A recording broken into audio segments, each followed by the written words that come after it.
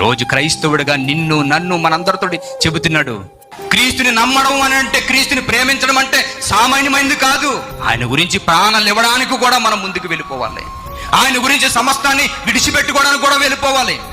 ఆయన గురించి అవమానం పొందడానికైనా మనం సిద్ధంగా ఉండాలి. ఆయన గురించి నిందలు పడ్డానికైనా మనం సిద్ధంగా ఉండాలి. ఏమైనా మన జీవితంలో, మన గుండెల్లో క్రీస్తు తప్ప వేరొక దానికి చోటు ఉండకూడదు. అది మనం బ్రతికినంత వరకు మన అడుగు వెనక వేసేది ఉండకూడదు. సంపూర్ణమైన దేవుని సంకల్పం పరిశుద్ధ గ్రంథంలో రాయబడింది. దాన్ని అర్థం చేసుకోవాలంటే మానవ మెదళ్ళకి సాధ్యం కాదు. కానీ పరలోకమందుంచి దేవుడు మన కోసం పంపించినటువంటి ఆదరణకర్త సహాయంతో మాత్రమే ఈ సత్యాన్ని గ్రహించుకుని సర్వసత్యంలోనికి వెళ్ళి దేవుని యొక్క అనాథకాల సంకల్పాన్ని సంపూర్ణంగా గ్రహించగలం. దీన్ని చదువుకుని ఎవరైతే పరిశుద్ధాత్మ సాయంతో సంపూర్ణంగా సర్వసత్యంలోనికి వెళ్ళి గ్రహించగలుగుతారో, గ్రహించి దాని ప్రకారంగా ఎవరైతే బ్రతుకుతారో, అలా బ్రతుకుతున్న వారి యొక్క జీవితాలు ముగింపబడ్డ తర్వాత మరొక లోకంలో ఆయనతో పాటు